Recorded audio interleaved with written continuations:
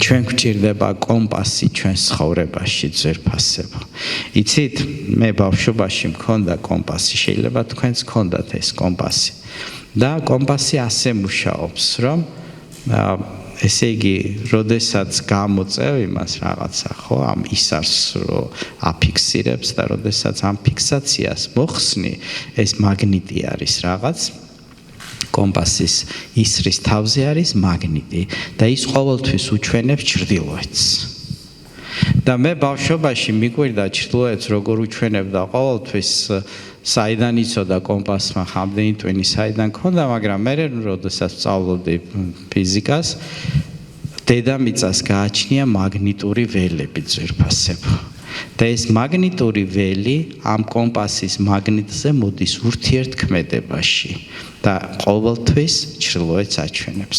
ანუ შენ რო ხარ ტყეში, ან ზღვაში, ან ოკეანეში, ან უდაბნოში, ყველგან ერთი და იგივე სურათი არის, მაგრამ კომპასს შეუძლია გაჩვენოს საით არის ჩრდილოეთი. და თუ მე სამხრეთით უნდა ვიარო და კომპასი ჩრდილოეთს აჩვენებს, ვიცი რომ უნდა მოვბრუნდე და ამ მიმართულებით უნდა წავიდე. ოკეანეში თუ კომპასი არა გაქვს, გზას ვერ გაიგნებ. თუ კომპასი გაქვს, გადარჩენილი ხარ. იცით, შეგიძლია წარმოიდგინო ორი გემი.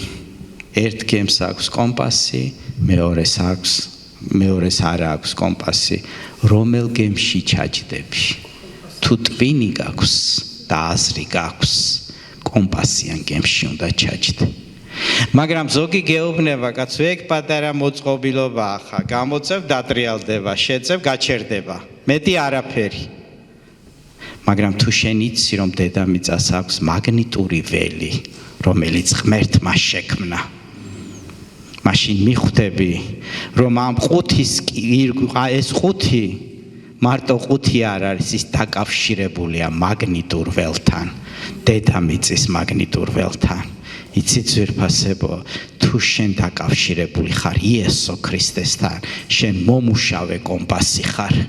თუ კომპას მაგნიტი არ ექნებოდა თავზე, იტრიალოს რამდენიც უნდა, მაგრამ თუ მაგნიტი აქვს თავზე და კავშირშია ელექტრულ ველთან, მაშინ მას ყოველთვის ექნება სწორი მიმართულება. დიდება იესოს. ამიტომ შენ უნდა დაკავშირდე ღმერთის მაგნიტურ ველთან, მაგრამ ამისათვის შენ გჭირდება მაგნიტი კონდეს შენ თავზე.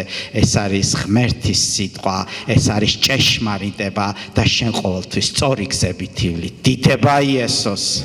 განადიდებული საოცრება არ არის, რომ მაგნიტური ველი არის დედამიწის ირგვლივ. ვიცით, ძვირფასებო, ფიზიკა რო ვითარდება, ხო? აი ფიზიკოს მისცემენ ნობელის პრემიას რაღაც აღმოაჩინაო. მაგრამ იმან კი არ შექმნა, უბრალოდ არსებობდა და აღმოაჩინა. მიხვდა, რომ თურმე ეს რაღაცა შეუქმნია ღმერთს. და ამაში თვითონ იღებს ნობელის პრემიას, მაგრამ ღმერთს კი არ ადიდებენ, ვინც ეს შექმნა. რომ მიხვდა, ეს იგივე არის ახლა შენ რომ თავის ტვინი გაქვს და ვიღაც მიხვდა რომ თავის ტვინი ორი სფეროსაგან შედგება და შენ გაძლევენ ნობელის პრემია, მაგრამ ვინ შექმნა ეს ყველაფერი, რომ შენ აგერ საუკუნეები მოგინდა იმისათვის რომ რაღაც გაგეგო და ჯერ კიდე რამდენი რამ არიცი. ამიტომ არის ღმერთი დიდებული. და შენ არ უნდა ჩაიკეტო რაღაც პატარაზე, შენ არ ქათამივით, ადამიანები ქათამივით ჩაკირკიტებენ, რაღაც იქნებ ჭია გამოჩდეს და ჩვენ ცხოვრებაში რაღაც შევჭამოთ და გავიხაროთ და მეზობელ ქათამს უთხრათ, რომ აი მე ჭია მაქვს და შენ კიდე ჯერ ვერაფერი ვერ გინახავს. არა, ჩვენ არ წივივით, როგორც დაწერილია, ფრთები უნდა გავშალოთ. ფრთები უნდა გავშალოთ არწივით იესო ქრისტეში, მის დიდებულებაში, მის ქმნილებაში, მის კურთხევაში, მის ნიჭში, რომელიც მოგცა და როდესაც შენ ღმერთს ადიდებ შენი ნიჭით, ღმერთის კურთხევაც მოდის და უფრო და უფრო მეტად ლაღი ხდები. დიდება იესოს. საიდან ვიცით ეს ყველაფერი? სიტყვიდან ვიცით ეს ყველაფერი. ფრთებს გაშლიო, აქ წერია. არწივივით თევს გაშლიო, გაიქცევი და არ დაიღლებიო. დიდება იესოს. სახარება ძვირფასებო, სიხარულიდან მოდის ევანგელие, კეთილი უწყება, კარგი ამბავი. რა არის ეს კარგი ამბავი? ჩვენ ვართ გამართლებულები, ჩვენ ვართ ლაღები და ქრისტეს სიყვარული ყველაფერს გვაძლევინებს. დიდება იესოს. იერემიას 33:3-ში წერია: მომიხმე და გიპასუხებ და გაუწყებ დიცა და მიუწვდომელს, რაც არ იცი შენ.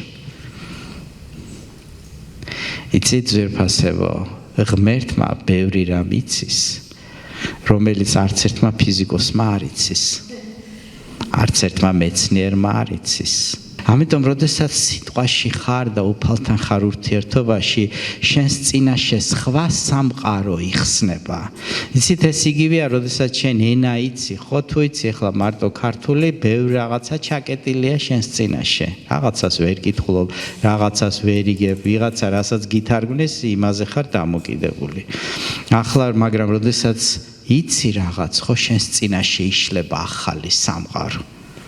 ახალი ურთიერთობები, ხა მაგალითად სადღაც ხარ შეხვედრაზე, ყველა ჭკვიანი და ის არის, მაგრამ შენ არ იცი ენა. ზიხარ ბუსავით, ხო? ვერც შენ ხორციელდები და ვერც იმას იგებ, რაც ისინი ამბობენ. როგორც მიხვედი, ისეთი წამოხვედი. მაგრამ თუ იცი ენა, შეგიძლია გამოვლინდე, შეგიძლია თქვა რაღაცა. ასე არის ღმერთთან ურთიერთობა ძვირფასებო. ახალი სამყარო იხსნება შენს წინაშე, ახალი გამოცხადებები, სხვა თვალით უყურებ ყველაფერს, სხვანაირად იშლება და იფურჩქნება შენი სული. დაწერილი არის, რომ მომიხმე, ანუ დამელაპარაკე, მითხარი და გიპასუხებ.